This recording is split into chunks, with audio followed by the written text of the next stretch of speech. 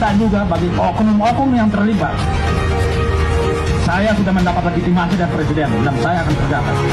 Dan saya akan menggunakan cara ini untuk menyelesaikan narkoba.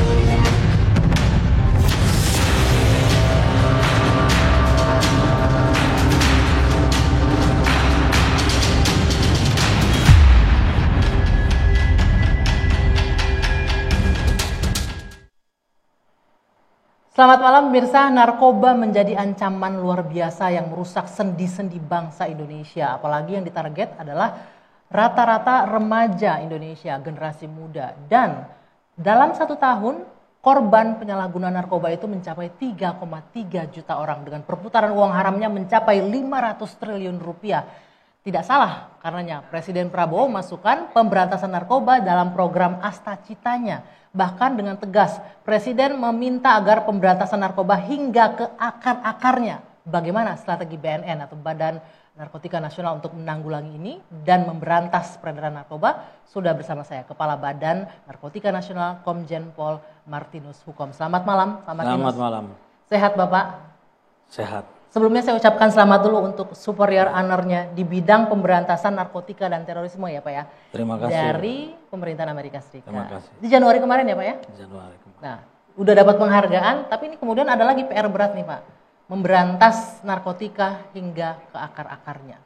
Pertanyaan saya yang pertama, apa susahnya memberantas narkoba di Indonesia sampai nggak bisa sama sekali dihilangkan Pak?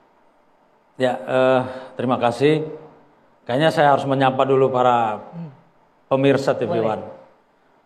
Assalamualaikum warahmatullahi wabarakatuh. Waalaikumsalam. Salam sehat tanpa narkoba buat seluruh pemirsa TV One di Indonesia. Kembali lagi kepada pertanyaan Mbak, kenapa sampai kok semakin sulit? Sebelum saya menjawab itu, saya ingin membangun satu semacam moral standing dulu Pak. BNN itu seperti apa?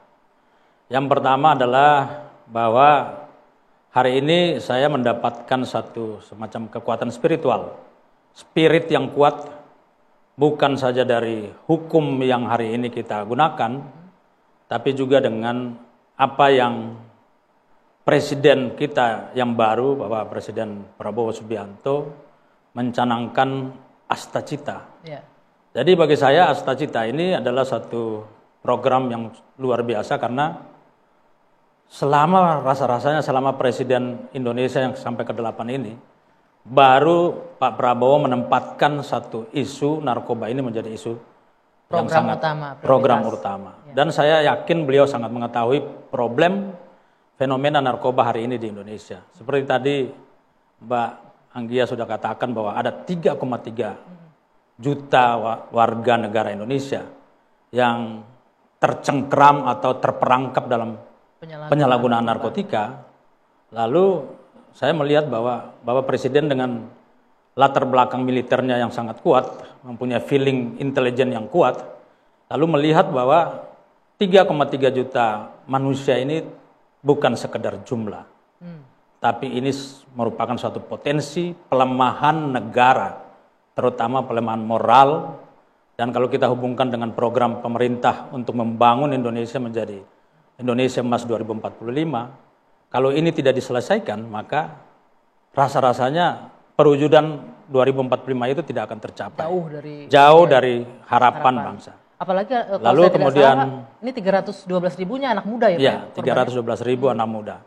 Lalu kemudian kenapa menjadi kok sulit?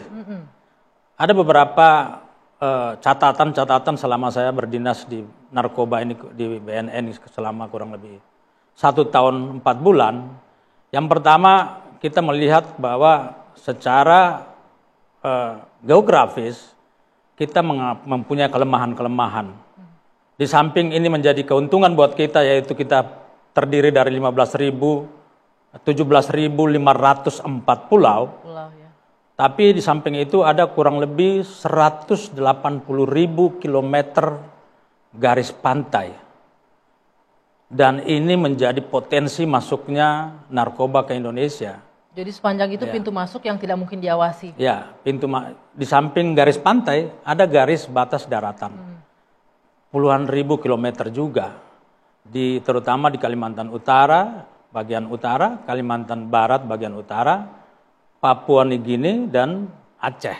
Itu problem pertama.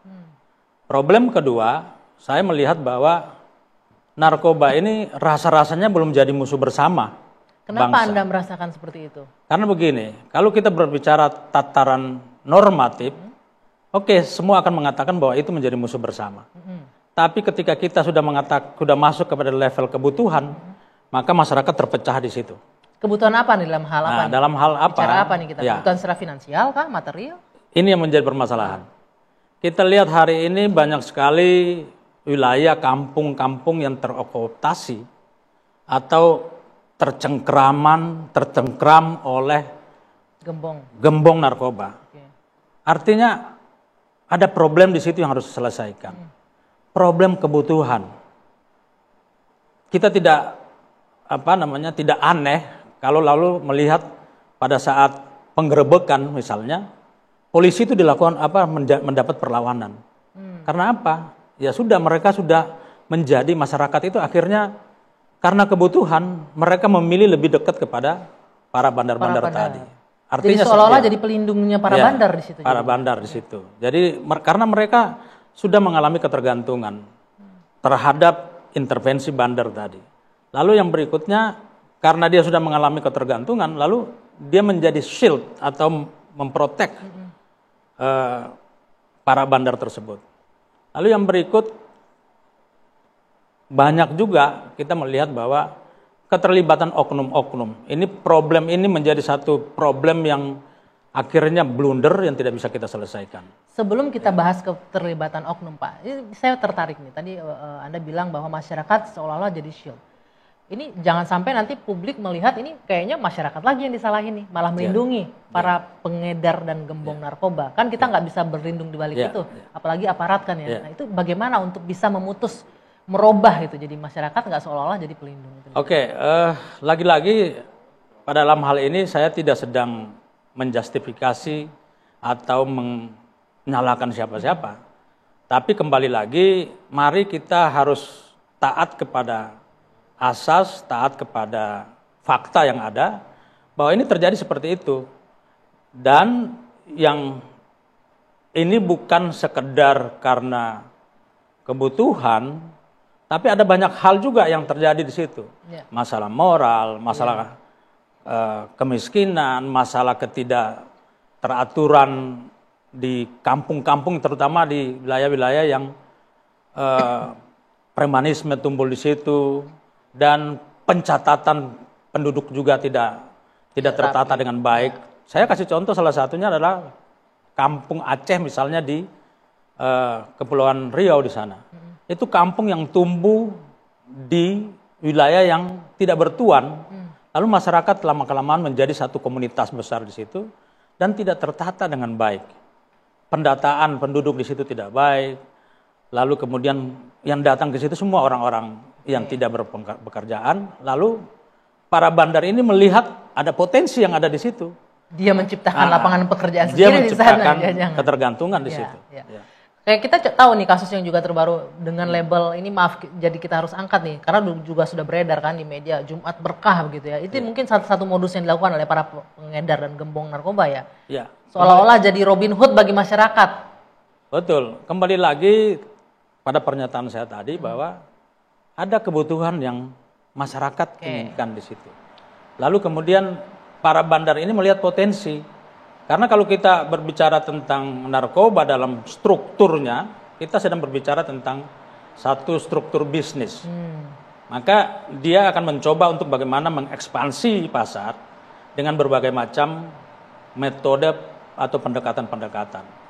Dia akan lihat bagaimana cara mencapai orang yang akan dia jadikan sebagai pasar.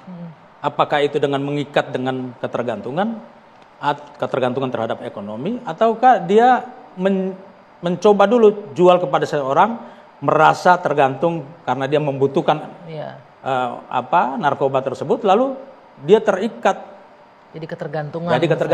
Akhirnya dia bukan saja pengguna, dia juga bisa menjadi pengedar. Seperti itu. Baru kita masuk ke adanya keterlibatan aparat. Ini juga yang paling masih baru nih, kasus yang melibatkan oknum di tempat yang Anda pimpin, Pak Martinus, di BNN, juga terlibat yang sedang ditangani oleh Mabes Polri sekarang. Apa penjelasannya? Apa pula jaminannya bahwa BNN bisa melakukan pembersihan di luar, tapi di dalamnya juga harus berbenah dong? Ya, jujur saja, saya ingin katakan di sini bahwa yang pertama saya tidak akan mentolerir keterlibatan anggota dalam narkoba, baik itu dia menjadi bagian dari sindikasi, maupun dia bermain-main dengan hukum ketika dia melakukan penyelidikan dan penyidikan narkoba. Saya tidak akan toleransi dengan itu, dan terus terang ketika saya ditelepon oleh Kabar Eskrim, Pak Kepala BNN, ada anak buahmu satu terlibat dengan pencucian uang. Saya bilang, saya akan serahkan dan tolong diekspos. Jangan sembunyi-sembunyi. Saya tidak mau defense, nggak mau menutupi, tidak nggak mau defensif, tidak mau menutupi. Maksudnya apa? Saya ingin ada hukuman sosial, karena hukuman hari ini hukuman badan bagi saya itu sudah tidak akurat, sudah nggak tidak memberikan efek jerah. Ya. Saya pikir hukuman sosial juga harus kita kuatkan, sehingga dengan dipublish, satu, semua orang tahu bahwa BNN sedang membersih-bersih di dalam. Dan saya tidak akan malu untuk membersihkan atau menutupi, karena malu punya institusi yang terlibat. Enggak, saya tidak punya prinsip itu. Justru saya ingin merubah mindset cara berpikir bahwa kita tidak boleh malu bahwa anggota kita bersih-bersih di dalam. Kita harus membuat menciptakan cara berpikir berbeda, bahwa anggotanya itu yang seharusnya malu, bukan kita yang malu. Ya. Jadi kita harus bersih-bersih di dalam. Itu dari satu hal. Ya. Hal lain ini kalau saya boleh mengutip pernyataan teman saya nih Pak. Perang melawan narkoba ini limited source versus unlimited source. Si narkoba ini unlimited source kan ini. Ya. Dia punya dana yang luar biasa. PR juga ini bagi aparat penegakan hukum, termasuk tidak hanya di BNN, Polri, dan juga ada DES baru yang dibentuk di bawah Menko Polkam, DES Pemberantasan Narkoba. Bagaimana masing-masing aparat ini juga bisa membentengi dirinya terhadap godaan, karena manisnya uang narkoba itu kan sangat besar. Apa yang akan dilakukan Pak? Tapi kita jawab nanti. Usai jeda, One on One akan kembali bersama saya saat lagi.